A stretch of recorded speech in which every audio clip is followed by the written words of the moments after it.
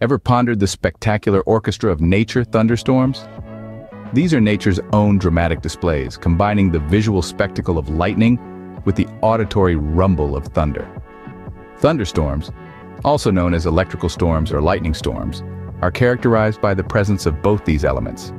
They occur in a specific type of cloud formation known as a cumulonimbus cloud. But these storms are not just about sounds and lights. They often bring along strong winds and can produce heavy rain or even hail. However, some thunderstorms might have little to no precipitation at all. They can line up in a series, forming a squall line, or become a single rain band. Strong or severe thunderstorms are particularly noteworthy as they can include some of the most dangerous weather phenomena, like large hail, strong winds, and even tornadoes. Now that we know what a thunderstorm is, let's dive into how these fascinating natural phenomena come to life. A thunderstorm, like any dramatic event, begins with a buildup. It's a grand performance orchestrated by nature, and its prelude is the rapid upward movement of warm, moist air. This ascent can be triggered by various factors, including a front, a shortwave trough, or even another storm system. But it's not just a simple case of warm air rising. There's a complex dance of physics and chemistry happening here. As the warm, moist air ascends, it begins to cool. This cooling process causes the moisture within the air to condense, forming a towering cumulonimbus cloud. These mammoth clouds can reach staggering heights of over 12 miles, often piercing the troposphere, the lowest layer of our atmosphere. Now, as the rising air reaches its dew point temperature, a fascinating transformation occurs. The water vapor within the air condenses into water droplets or ice. This condensation reduces pressure locally within the thunderstorm cell, setting the stage for the next act of our atmospheric drama. But it's not just about the cloud formation. Precipitation plays a crucial role in the birth of a thunderstorm too. As the water droplets or ice particles fall through the cloud, they collide with other particles, growing larger in the process. As these droplets descend, they create a downdraft, pulling cold air with them. When this cold air spreads out at the Earth's surface, it can sometimes result in strong winds that we commonly associate with thunderstorms. This combination of elements, the cumulonimbus cloud, the condensation of water vapor, and the downdrafts, all contribute to the birth of a thunderstorm. So we see how a simple upward movement of warm air can lead to the formation of a thunderstorm. But what happens next? Well, much like any good story, after the buildup comes the climax. And in the case of a thunderstorm, that climax is nothing short of electrifying, but that's a tale for another scene. As the drama unfolds, our thunderstorm begins to mature. Its life cycle is somewhat akin to a theatrical performance with 3 acts: the birth, the maturing stage, and finally, the dissipation. Right now, we are in the second act, where the thunderstorm is at its peak. The maturing stage of a thunderstorm is a fascinating theater of nature. It's a time of intense activity where the storm truly comes alive. It all begins with the precipitation process. As the rising warm, moist air cools and condenses, it forms a cumulonimbus cloud. This cloud can reach heights of over 20 kilometers, a testament to the power of the storm. As the air continues to rise, it eventually reaches its dew point temperature. At this juncture, water vapor condenses into water droplets or ice. This process reduces the pressure locally within the thunderstorm cell, setting the stage for a dramatic performance.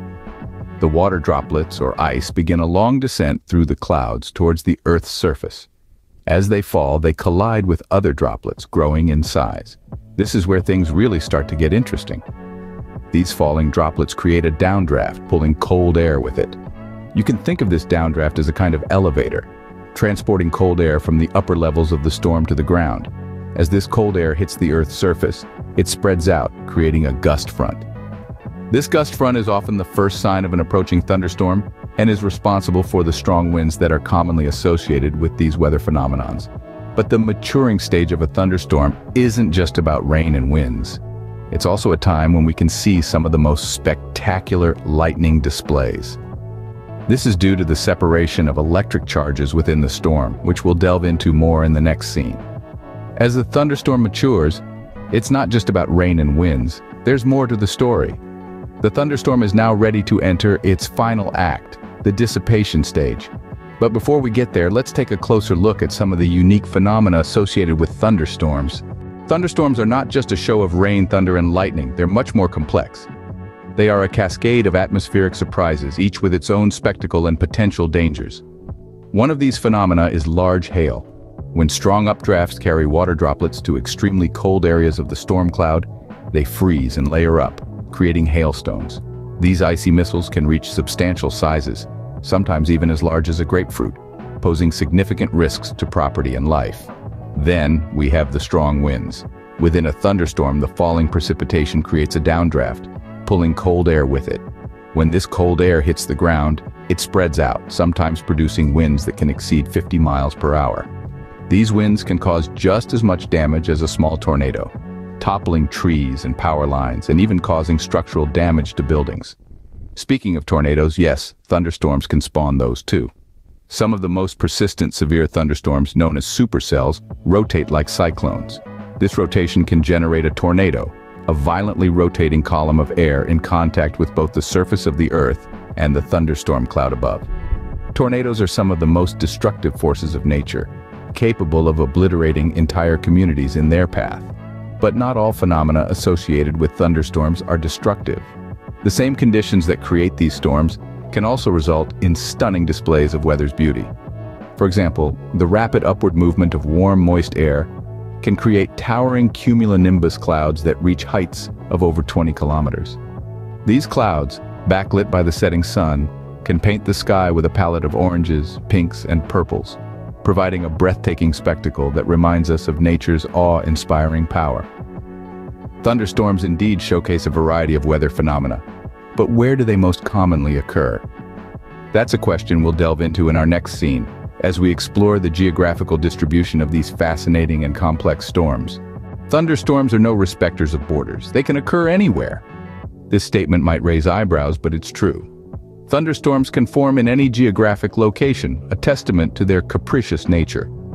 However, some regions get more of these electrical spectacles than others. Most frequently, thunderstorms flash and rumble within the mid-latitudes. This is the belt where warm, moist air from tropical latitudes collides with cooler air from polar latitudes. It's a mixing pot of diverse air masses, and it's exactly this contrast that gives birth to thunderstorms. Picture this: warm, humid air, full of energy, eager to rise. It ascends, and as it does, it cools and condenses, forming towering cumulonimbus clouds, the cradle of thunderstorms. Now introduce a dose of cooler air into the mix. This cool air acts as a cap, a lid of sorts, creating a battleground in the skies where these differing air masses lock horns. The result? A thunderstorm, a dazzling display of nature's power, complete with lightning and the booming sound of thunder. But remember, while mid-latitudes might be the preferred stage for thunderstorms, they're not exclusive. Whether it be the tropics, with their abundant moisture, or the temperate regions with their contrasting air masses, thunderstorms can form.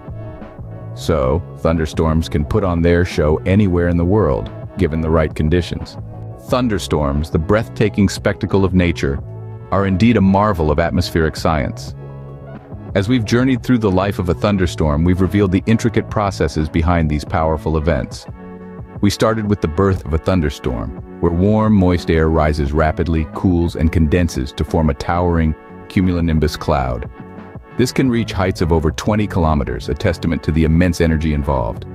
Next, we delved into the maturing stage of a thunderstorm. Here, the storm is at its most potent, often producing heavy rain, strong winds, and sometimes even snow, sleet, or hail. The falling precipitation creates a downdraft, pulling cold air down and causing the strong winds we commonly associate with thunderstorms. We then explored some unique phenomena of thunderstorms, such as the most persistent severe thunderstorms known as supercells, which rotate like cyclones. These phenomena underline the vast diversity and complexity of thunderstorms. Lastly, we highlighted the geographical occurrence of thunderstorms, most frequently within the mid-latitudes, where warm, moist air from tropical regions collides with cooler air from polar latitudes. Throughout this journey, we've seen that thunderstorms are not just random occurrences. They are the result of precise conditions and complex atmospheric processes. So, next time a thunderstorm rolls in, you'll know the science behind the spectacle. Remember, every thunderstorm has a story to tell, and it all starts with a single upward gust of warm, moist air.